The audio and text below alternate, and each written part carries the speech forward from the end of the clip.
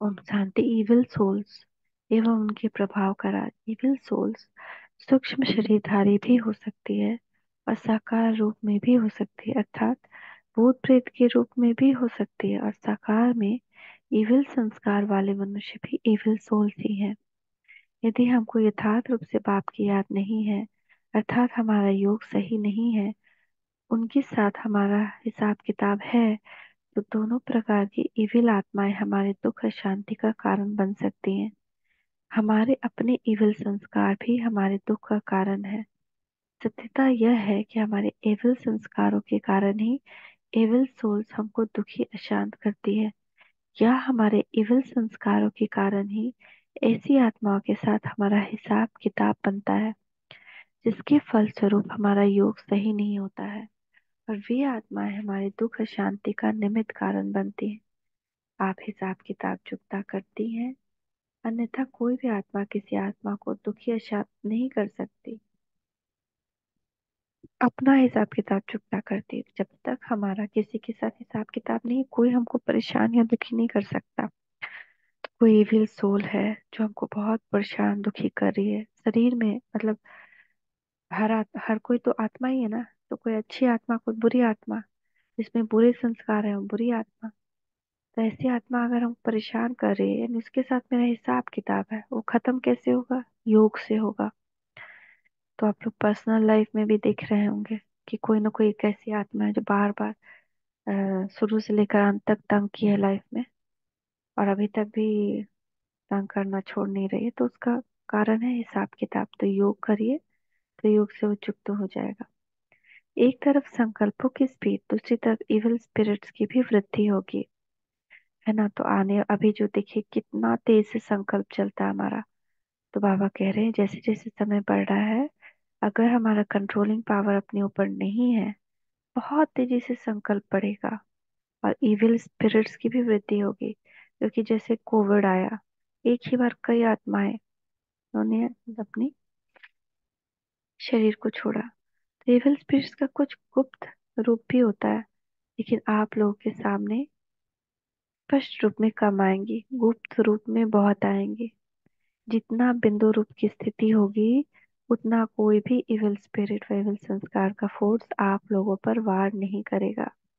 तो जितना जितना हम आत्मिक बिंदी स्वरूप में स्थित रहेंगे, उतना हमारे ऊपर कभी स्पिरिट्स का वार नहीं हो पाएगा। आप लोगों का शक्ति रूप ही उन्हीं को मुक्त करेगा। इविल स्पिरिट्स को भी मुक्त करना है। अव्यक्त बाप दादा, 24 जुलाई 1970। अभी युद्ध में समय नहीं गवाओ। विजय विजयीपन के संस्कार इमर्ज करो। दान दो, वरदान दो, तो स्व का ग्रहण स्वतः ही समाप्त हो जाएगा। अविनाशी लंगर लगाओ, यानी जब हम मनसा सेवा करते हैं या कि कोई और सेवा करते हैं, तो अपने जीवन में जितना ग्रहण लगा हुआ सब उतना खत्म हो जाता है। अविनाशी लंगर लगाओ, क्योंकि समय कम है, और सेवा आत्माओं की, वायुमंडल की, प्रकृति की, भूत प्रेत आत्माओं की, सबकी करनी है। उन भटकती हुई आत्माओं को भी ठिकाना देना है। हर आत्मा को मुक्ति व जीवन मुक्ति देनी ही है। व्यक्त बाप दादा, 18 फरवरी 1986। परम धाम से, आत्मा के परम धाम से आने और वापस जाने का राज। परम लोक अर्थात शांति धाम सर्व आत्माओं का घर है। वहाँ आत्मा शांति में रहती है, अर्थात वहाँ न कर्म है, न आवाज है, न कोई पाठ है। वह आत्माओं की सुषुप्त स्थिति है। वह संकल्प की भी गम नहीं। आत्माएं वहां से इस कर्म क्षेत्र पर पाठ बजाने के लिए आती है। आत्माओं को वहां से इस कर्म क्षेत्र पर कोई भेजता नहीं है। ड्रामानुसार पाठ का समय आने पर इन तत्वों और चेतन आत्माओं के आकर्षण से आत्मा स्वतः ही यहाँ आ जाती है। फिर कल्पांत में जब परमात्मा आकर घर का रास्ता बताते हैं और पावन बनने का ज्ञान देते हैं, तब आत्मा पावन बनकर देह अभिमान से मुक्त होती है।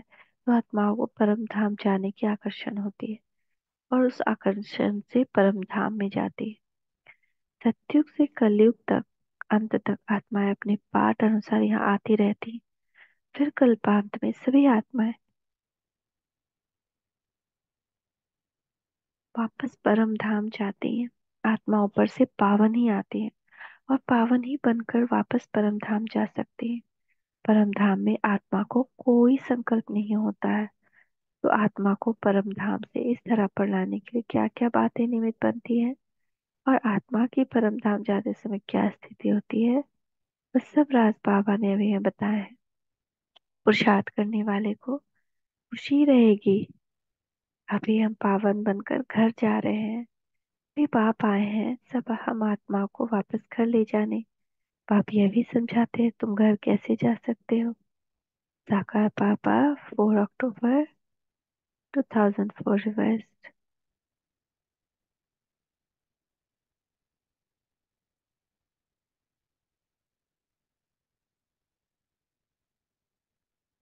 स्वीट होम हमारा घर है, जहाँ जाने के लिए मनुष्य कितना माथा मारते हैं। बाप समझाते हैं भाई सबको घर वापस जाना है, फिर पाठ बजाने के लिए आना है, तो हमेशा के लिए मुक्ति नहीं मिलती। साकार बाबा 4 अक्टूबर 2004 रिवाइज्ड। आत्माएं जब शांति धाम में है तो वहाँ सच्चा सोना है। अलॉय उनमें हो न सके। बल अपना अपना पाठ भरा हुआ है, परंतु सब आत्माएं पवित्र रहती हैं। बाप जब आए तब हम वापस शांति धाम में जाएं। साकार बाबा 28 अप्रैल 2005 रिवाइज्ड। कर्म बंधन से मुक्त संपन्न हुई आत्मा इस कल्प के जन्म मरण के चक्र को समाप्त करने वाली आत्मा, निराकार बाप की फर्स्ट नंबर साथी आत्मा, विश्व की कल्याण प्रति निमित्त बनी हुई फर्स्ट आत्मा, स्वयं के प्रति और विश्व के प्रति सर्वविदित सर्व सिद्धि प्राप्त हुई आत्मा, जहाँ चाहे और जितना समय चाहे वह वहाँ स्वतंत्र रूप से पाठ बजा सकती है। अव्यक्त बाप दादा 30 जून 1974। आत्मा को निराकारी व व्यक्त स्टेज से व्यक्त में लाने का क्या कारण होता है? एक कर्मों का बंधन, दूसरा संबंध का बंधन, तीसरा व्यक्त सृष्टि के पाठ का बंधन और देह का बंधन। झूला तैयार होता है और आत्मा को पुराने से नए में आकर्षित करता है। तो इन सब बंधनों को सोचो। तो कितना सुंदर बाबा बता रहे हैं अव्यक्त बाप दादा 30 जून 1974 कि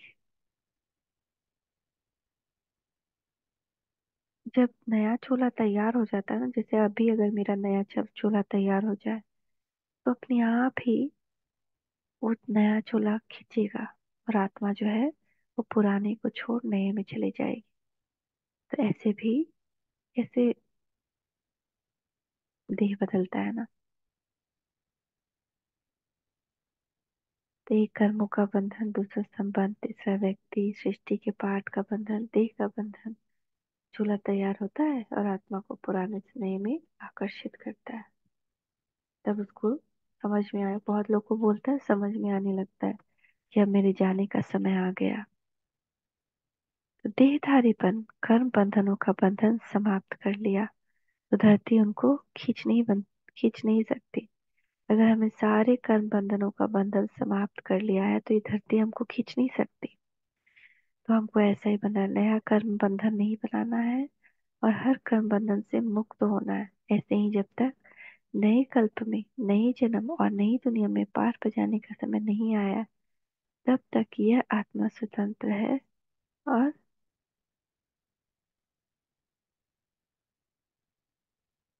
व्यक्त बंधनों से मुक्त है।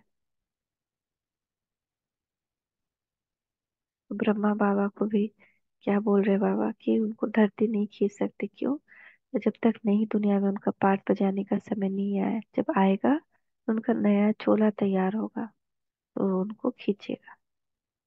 अवेक बाप दादा 30 जून 1974। आत्मा तो अशरीरी है ना, कहते भी है नंगे आए थे नंगे जाना है। शरीर धारण कर पाठ बजाया, फिर शरीर छोड़कर नंगे जाना है।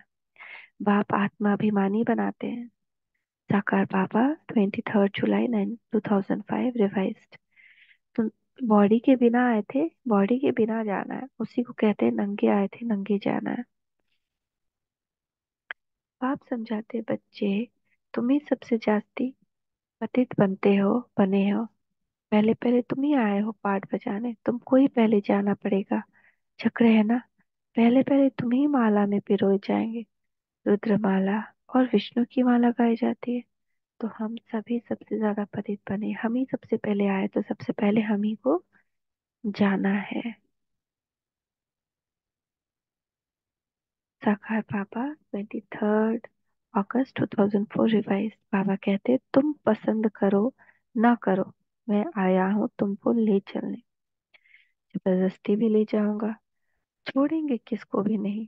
न चलेंगे, सजा देकर मार पीट करके भी ले चलूंगा।